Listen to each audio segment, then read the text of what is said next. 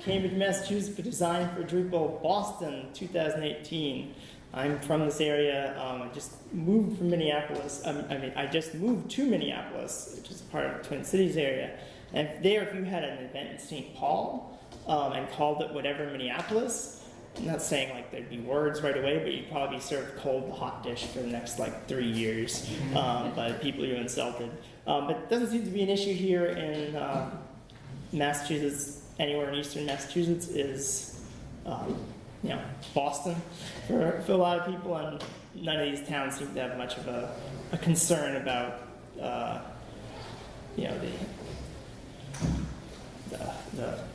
whatever. They feel confident enough to they'll stand on their own. So, but it is exciting to be in Cambridge and presenting on a Cambridge project. So, all complaints go to me. My name is Benjamin Melançon. I am MLNCN on anything you can find anywhere. I will already know how to use the technology and start on time for the improvements, but I will take any further requests.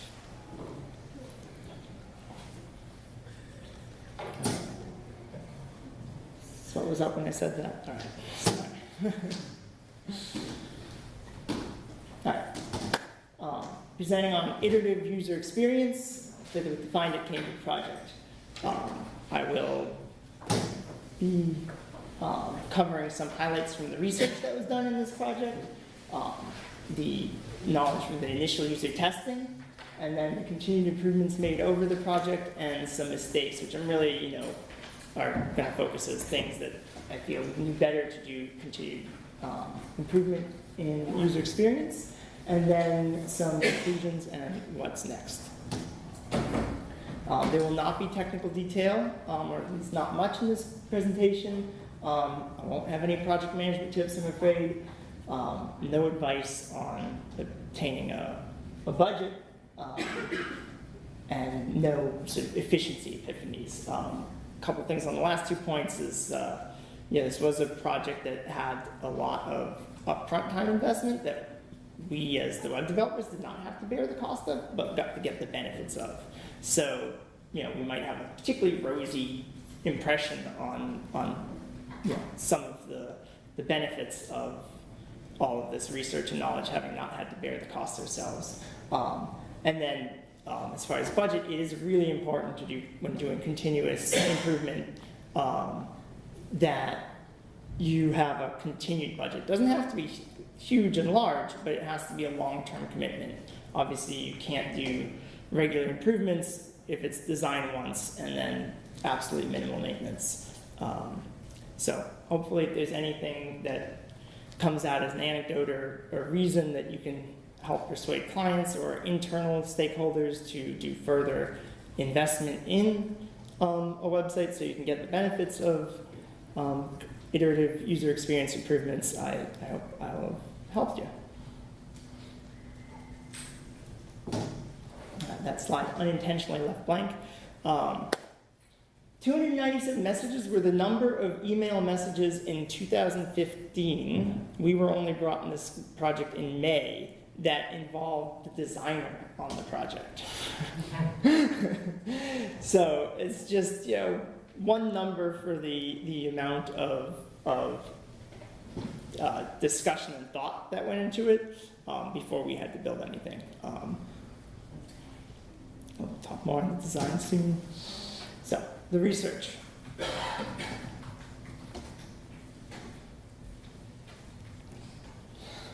What? It's not working. No, just need your. No. Yeah. So first advice for iterative UX is to design is to iterate on what someone else has already built. You can find some way to be able to see what slide we're actually on. Oh. Amazing.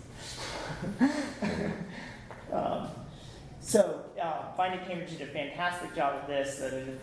Some of the first things that they did, and so I should have definitely stopped. This presentation wasn't written prepared with this assumption, but in the room right now are Nancy and Hector, who are currently operating Find It Cambridge. Nancy was instrumental to the whole beginning of it. So it's awesome to have great clients in the room, and they can answer all of your questions. So feel free to ask questions at any time during this presentation. I got other members of my team who have worked on this project, in some cases more than I have in the room. So Risa Denarte Evergard in the back there. So yeah, definitely questions at any time.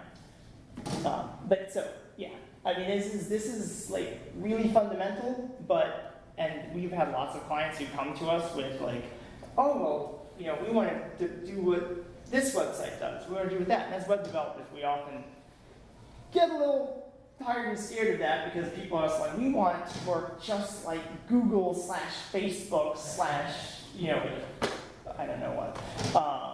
Which, as I'll get to later, there's definitely things you can learn from teams that have, you know, thousands of hours of user research and their own iterative UX going on. But it often doesn't fit with what you're building. But when you can find something that is similar to what you want to build, and look through and see what design elements work well, what things you want to change, you can learn a huge amount and get a large boost up. So for Find at Cambridge, Nancy and the team, and Dr. Leo Bird, who's has been a mainstay of the Drupal community in this area, works at an office at MIT, was a co-initiator of the project. And they recruited other people and did lots of research with, at first, just what other sites are doing. So Somerville Hub, and it's in my notes by blanking, but a much more general name but a similar thing of a site that helps people in the community find activities and educational opportunities and other programs of interest. And took great notes on what worked well and what didn't. And then we tried to apply them to Find at Cambridge. Yeah. Years ago. So it's still the same. Okay, sweet. Thank you. So, research influences everything. Like the domain name of the site, the top level domain of the site, was chosen through research. Like informal user testing showed that people expected more useful information from a .org than a .gov. Like this is how fundamental it is, the domain name.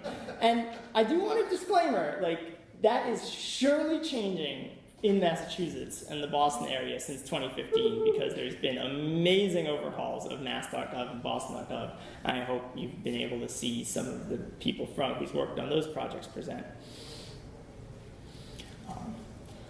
So it's understood was the other project that was looked at. And so one of the things learned from looking at other sites was that automatic translation doesn't work very well. And that was great, because this is a fight we often have to try to convince clients that no, like, you want us to like secretly translate things for you in the background, like people are gonna know and care and not gonna like it.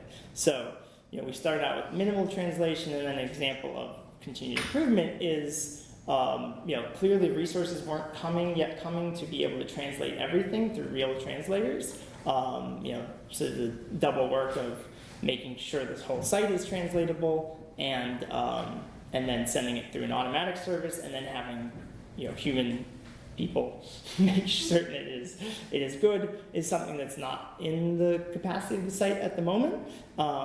But to give translation for all many different languages spoken in Cambridge, you know, there's a Google Translate button. But as a simple Google Translate button, it's actually a better experience than people getting something that is presented as if it's fully translated, and then you know, it translates part of you know, some of the notes include like translated part of the title of something that, you know, clearly shouldn't be translated, and that's going to happen as long as you have automatic translation. We feel it's a better experience to have added translation, but in a way that's really transparent, that it's not professionally done translation. And so this is just a screenshot of text document of the comparison of what was there, and there was a lot of attention to how other sites work on mobile browsers, which is absolutely critical for any website, especially when you're hoping people use on the go. And then the experience of people who might contribute to the site, which I think is something we could probably still improve a bit. There's very clear descriptions in the about pages and stuff, but when you're immediately there, like, how do I get an event on this calendar, is something that was flagged right away with the reviewing other sites, and something we might want to loop back around to for find@cambridge.org. So this is just the work done before things were made of interviewing other people. So I have a question. It was on the plan to interview people of running other portals. How much was that done? We actually had some students from the Harvard School of Public Health do a whole semester project on reaching out and talking to other sites. So there was one that was like San Mateo, California, I think it was. Because that was a project that Code for Boston was working on, and then the Somerville Hub, and Nice. a couple others. Yeah. I can't remember. Yeah. So they did like a whole analysis to help us figure out Yep. what We we came. should do. A question yet? Could you clarify, did you interview like administrators of sites or users? So this was administrators. Okay. Yeah. And so we didn't that was like a while before we came on. And so that knowledge was essentially turned into design for the site. And then and that's our next thing was used for doing like interviewing. Then lots of regular people in Cambridge were interviewed, and then there was a lot of testing done in the design. So we'll get to that in a second.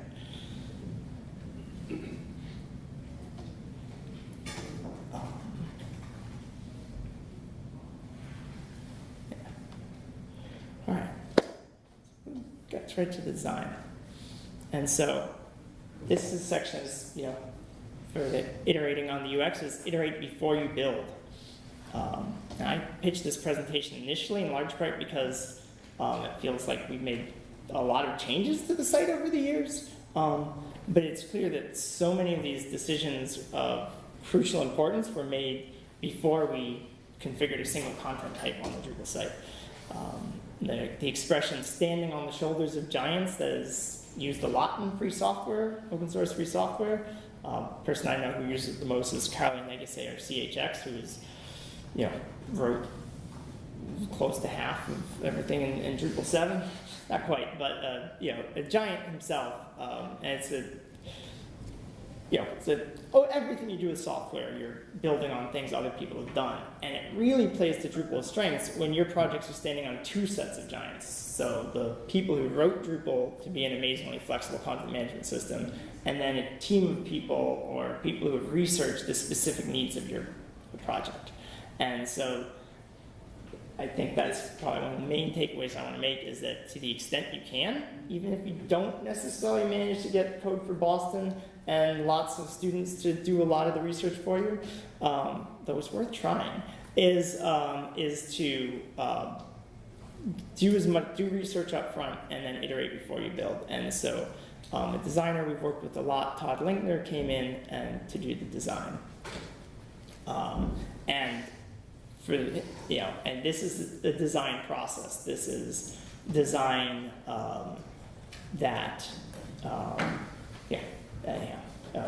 we're going right into the process now. But it's not just this is not you just come in and make it look good. This is design as including user research as part of it. So building on the research that had been done, doing much more focused research for the building of the site.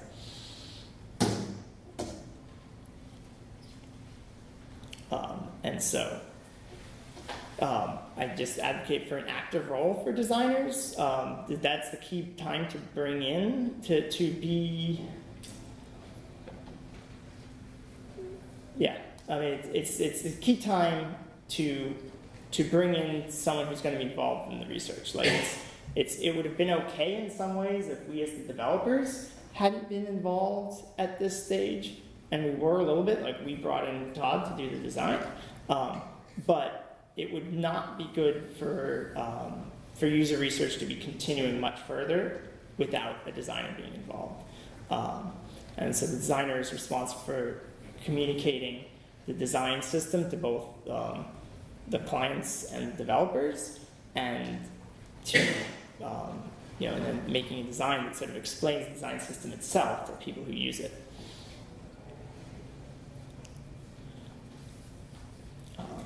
Yeah. Hmm? Thank you.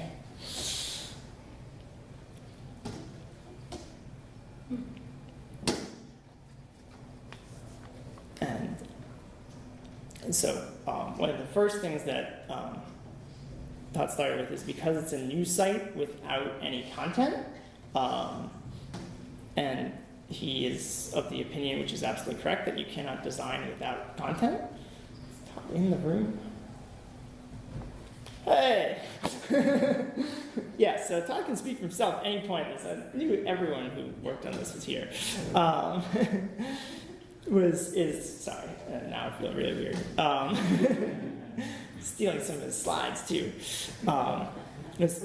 Correctly believes that you cannot design before you have the content, which I see done a lot in projects, and I'm really glad when it's not done. But because it was so new, we had to, the content had to be, so you had to gather some content in some way first. And this is sort of like our first, and call it the first mistake to call out, is that it didn't work as well collecting in a really flexible manner of Google Forms and Sheets. So, just to take a step back, this is Find a Cambridge needs really structured content, because the point is to let people filter and find their content. And when the content was gathered from people in a more flexible way, it resulted in just like content you could not actually use in a design system, because people just, write whatever they wanted in a field that had to be a specific piece of taxonomy, or, a typed field like a date or something like that. So I'm of the opinion that you can spin up Drupal at this point and see what happens when people enter data directly in it. I'm pretty much completely overruled on that, and that you should keep the site out of the way and use something else for the structured content. So Contentful was what was used, I think, after the Google Sheets were needing too much cleanup. But yeah, we'll get to it more later.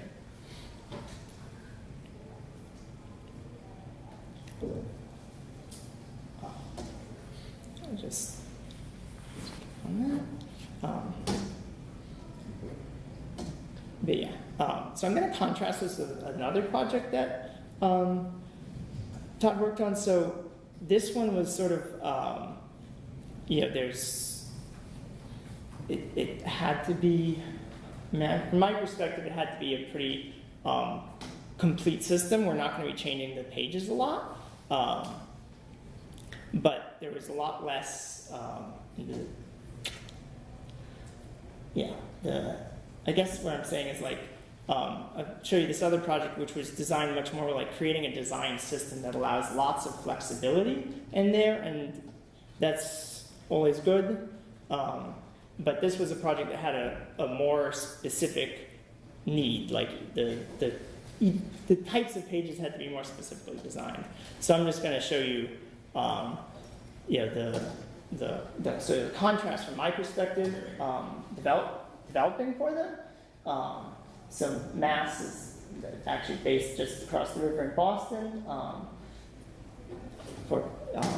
that do, so they're they're architects, do not for profit. But in that case, every single page, I'm just conscious because this one there was much less needed in the iterative UX department. Sort of like Todd designed a design system, and anything that the client needed, we could just build within that design system. And so it was really more, it was paragraphs based, move things around in the system. So, there it's more just not so much iterative user experience, or at least it translated in a very different way, is that, if the client wanted a different user experience, they could do that just by changing the paragraph structures on their pages. And we'd come in and do a few enhancements here and there, but they could just test the page and then themselves, like, does this donation form work well? And everything is built with paragraphs, and they can just change it themselves. And that works for something where all the main things about the site can be expressed in a flexible build system. And so it works for this Mass Design Group site, which it has a few main pages, but mostly all of the action is on a page like this, where the client, every single one of these is an element that can be chosen or not chosen for any page. And that's the same for a project-specific page, or a contact page, or a donation page. Every page can be built with this little design system. And that works great when it is just a content hosting site with simple interactions like contact forms and donations. But for Find at Cambridge, it's a very different type of site where the interaction is all in the searching and sorting and filtering. And so that's why, for me, it's a better case study for this iterative UX process. With that contrast, going back to the just way of doing the wireframes.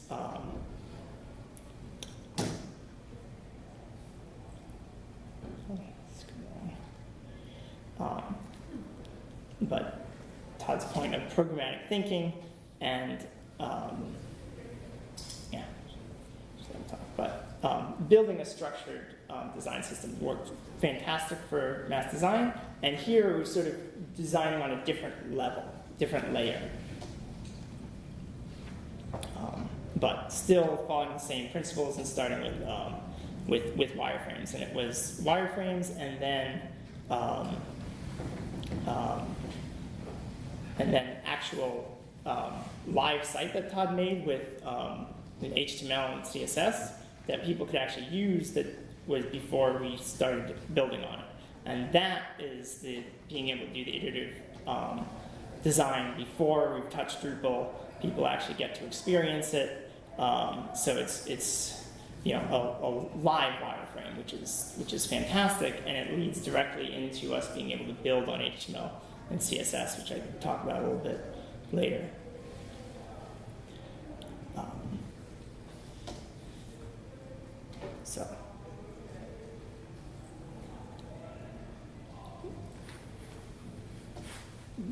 So I guess, as far as what Find at Cambridge did a really good job of is exposing the way that in order to use the site, everyone has to understand how the data relates. The people who are entering data, the service providers, and the users who have to filter it. So always trying to expose, Todd's design was always trying to expose the content modeling concepts and to clients and to the people ultimately using the site. And as I was alluding to, as far as working with HTML and CSS, makes the handoff so much better. And there's a presentation Todd and I gave in past Design for Drupal about that handoff. You can find us on video, barely being able to talk from being both sick at the time, but pretty good nonetheless. And so we come in this incredibly fortunate situation with tons of research being done before anything is built, And you still feel so slow when you get to the development portion, because the design, like the iteration, is really fast. And once you actually have to build some things, it gets a bit slower. But the point I'm trying to drive home in the rest of this is that you can't let the iteration stop after you build it. And it's a lot of the fun is in continuing to change things after you've built it.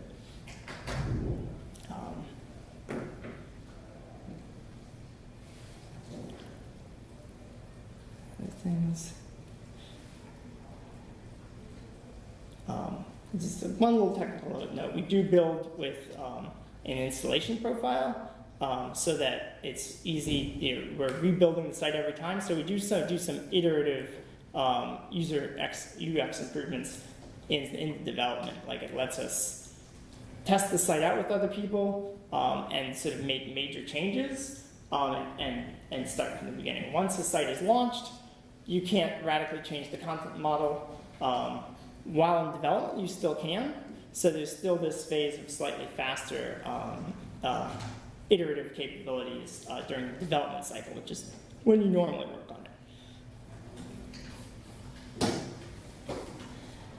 And so the ability to pass off from one to the other is so important, and the difficulty of conveying something from one side to another. And this is really important when you have people doing have done, user testing, have done research, done user testing, and you have to eventually pass it all on. Designer Todd Linkner played a crucial role in that, in ultimately bringing that into something that we could build. And the point is, with the obligatory XKCD comic, is that showing is more powerful than telling, and that when this initial learning was captured in living wireframes, it gave us something to really build on. And so, the best way to communicate your design division to a developer is 7 letters: HTML, CSS. That's the way it's going to have to be when you build it. That's really what it should be when it's being tested for users before you build. With that, I'm going to jump into a couple of the discontinuous improvements made since it was built. And I think translating Kaizen as continuous improvement is overselling it a little bit. And maybe when you have machine learning directly making improvements like on the fly, but in any other system, you still definitely have to. There's going to be breaks between improvements when you learn what didn't work as well and when you make the improvement. And in this case, especially. So one of the first things, as I said, that was done with the pre-launch is user testing with people in a computer lab. And the computer lab was in a library, which for this project, this is a very common use case for your users. So the principle of going where your users are. And first thing we learn is that library is still using Internet Explorer and has not moved to any more modern browser, not Edge or anything else at that time. So absolutely have to build for that. Learned the libraries have moved on to more modern browsers, but many other city departments aren't.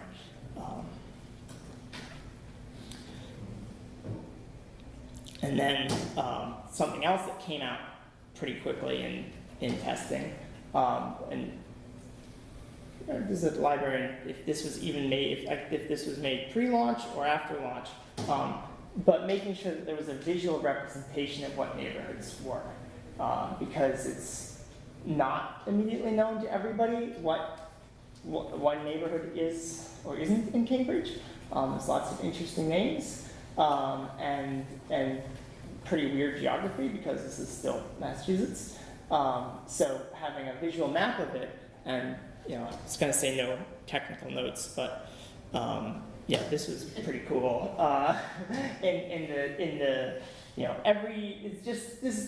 Every design decision in order to make a better user experience is generally going to translate into something sometimes really crazy on the back end to make it possible. And this was allow displaying SVGs to be associated with taxonomy terms so that the site can be continued to be powered by classification of neighborhoods, but we could present it in a nice visual manner.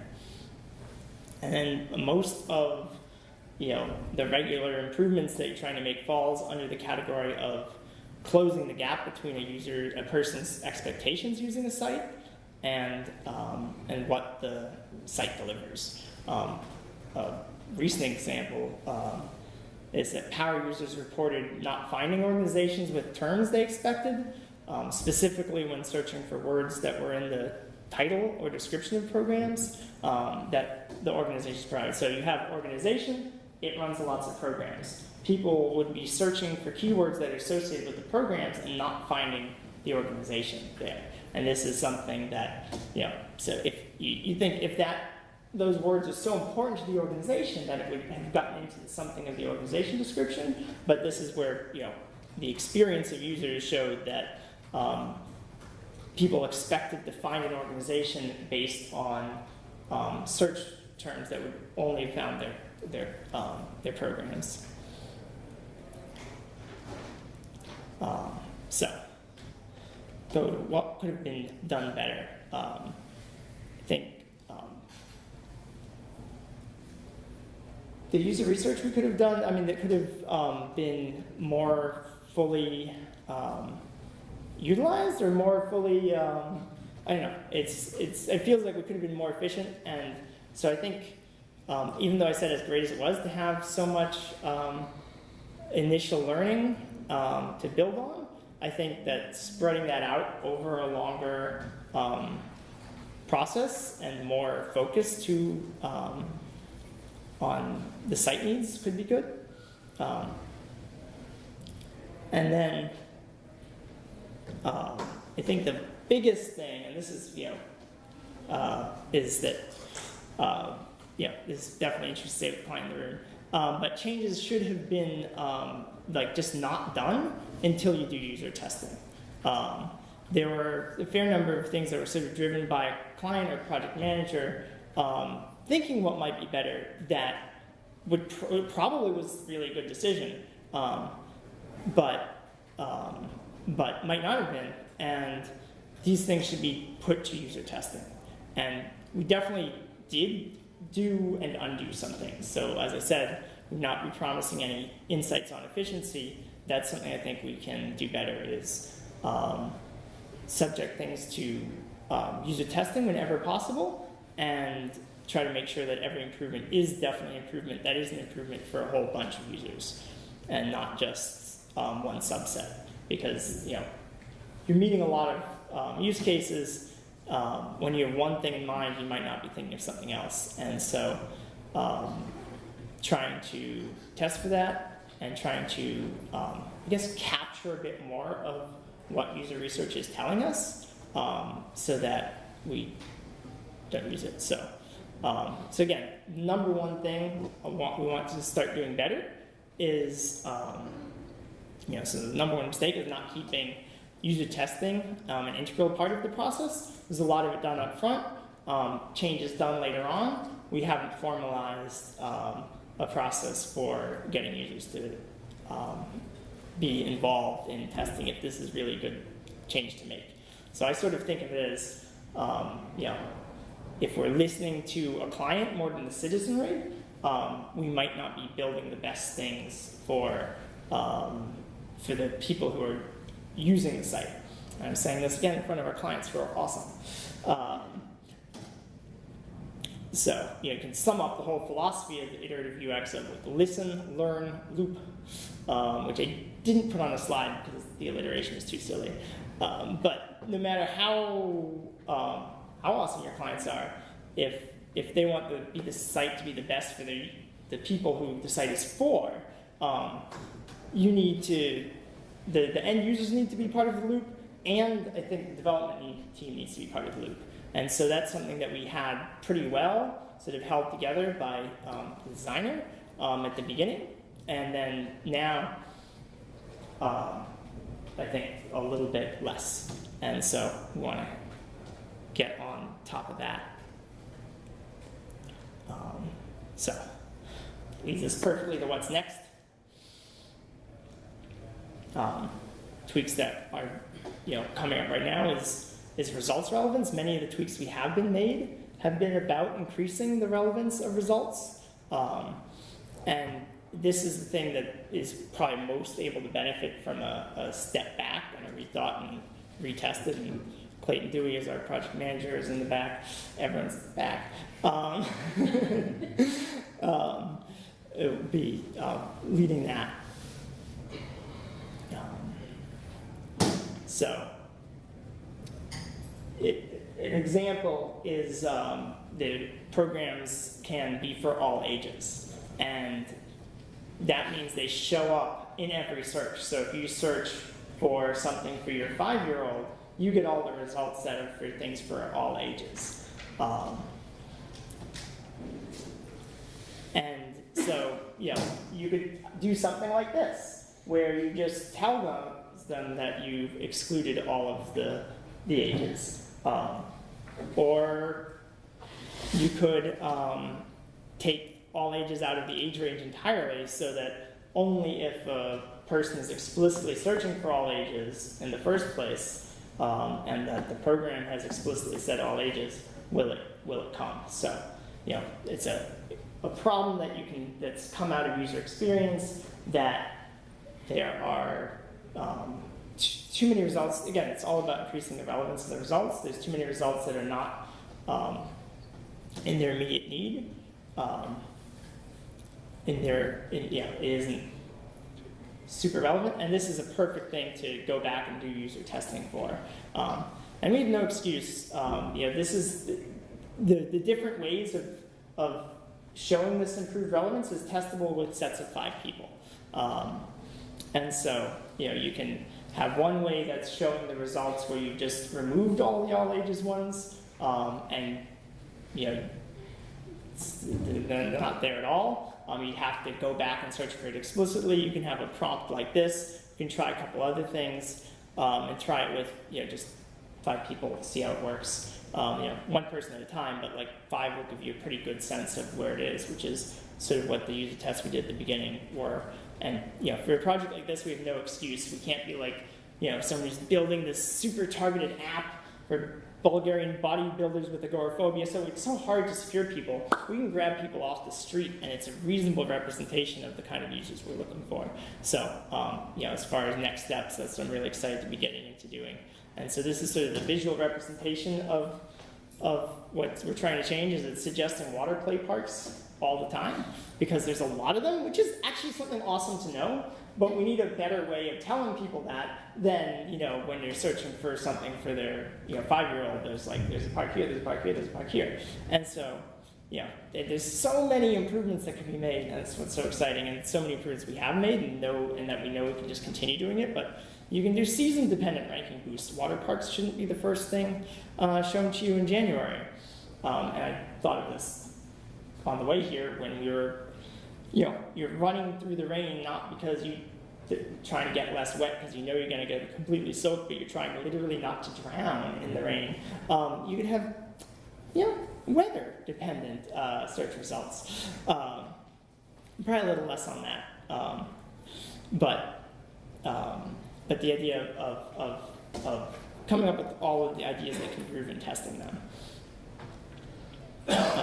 And then up next is more use cases. And an interesting use case is, it's sort of overlapping ones, like curated lists of things, which will help with some people get entrance into the site.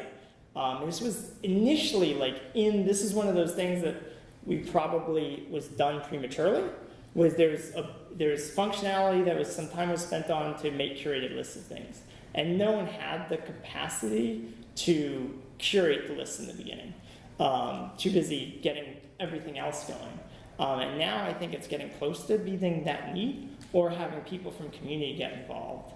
But it will help with a particularly important type of user, which is search engines.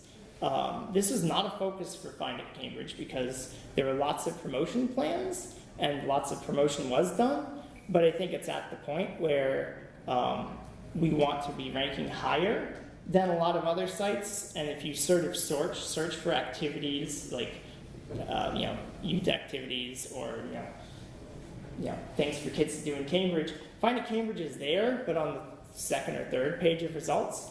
And that if there were a few more landing pages about specific topics, it would move up in the results and more people who would be helped by it would actually find the resource. Because, Find It Cambridge is an example of doing something better than Google can do.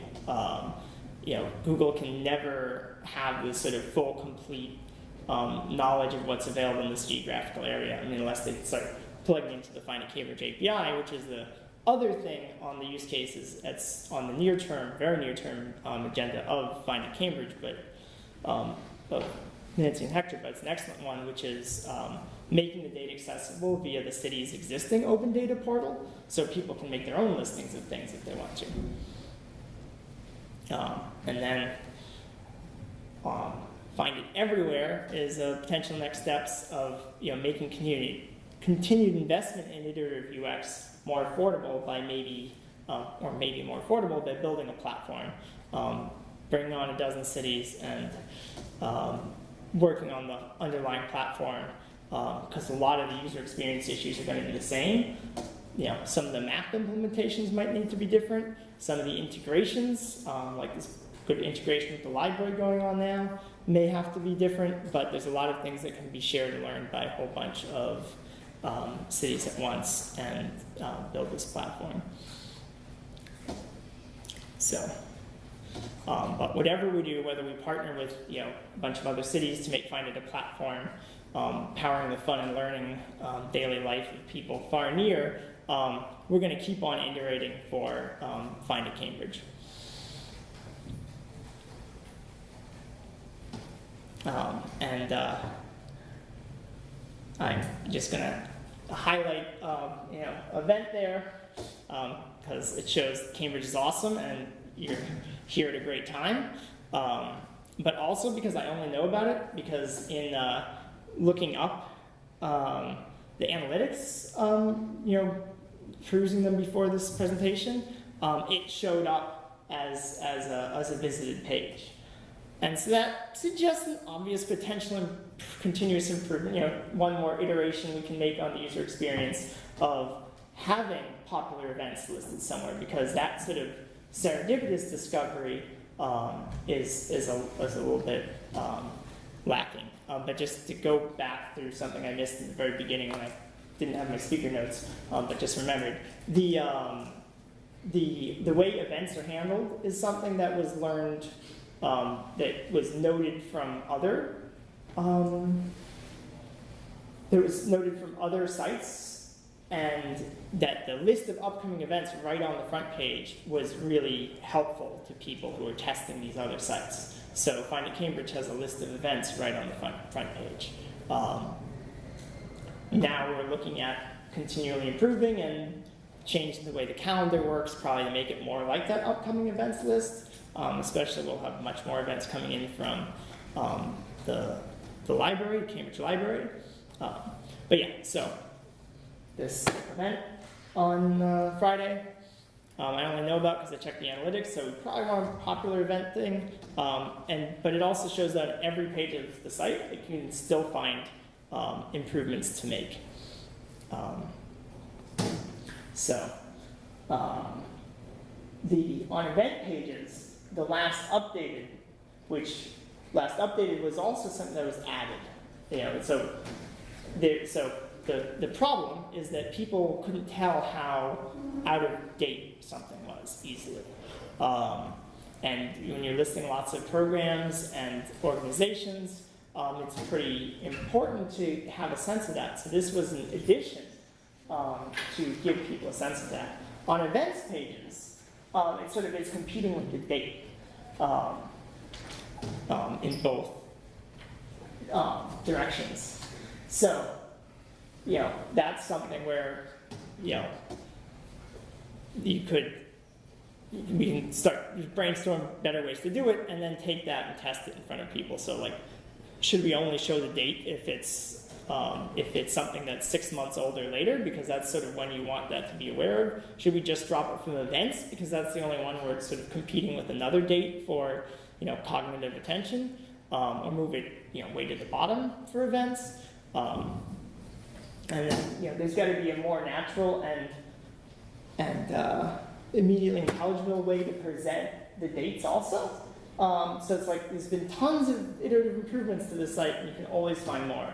And this is a good example of something where you're like, okay, we can probably present the date in a different way, and this is where you can piggyback on the iteration and iterative user experience work of Facebook or Google or something like that. It's like, okay, so I know that they no longer put the zeros in the PMs, and I think they put it, but just look at what other places that have a huge budget doing on that, and that's sort of a quick win. It's, not, those things aren't high priority, that's not coming up for people, but if we were to do user testing, it might, and then it would move up in the priority. And then, prefacing neighborhoods with neighborhoods and stuff like that probably isn't something that's, too helpful. You either know what the neighborhoods are or not around here. And so dropping the preface and giving more information on hover might be a nice improvement, but that's like totally not an urgent priority. Leo! Dr. Leo Bird started this project. And it's not an urgent priority, but it's something that could go along with enhancement to like neighborhood landing pages. And neighborhood landing pages would be another thing that would help with Google. So I see lots of things connected. And so as far as the process, things are going into a spreadsheet, no spreadsheets. Things are going into an issue queue. And another thing, the addresses are mostly the only relevant part is the street address, because they're all in Cambridge. So that's something that could maybe be moved up into the right under the title with the date. So just lots of little things you can pick off on any page. But that only makes sense to make these changes if you are then testing them against at least a handful of real users. And so if you are, if you live, work, or play anywhere other than Cambridge, I invite you to contact us, and talk about implementing the platform with all the work that's been into it elsewhere, and building it great in Drupal 8. It's in Drupal 7 now, which is solid workers in doing it, but we can do more. And if you do live in Cambridge, use the site, tell your friends, send us suggestions. Thank you.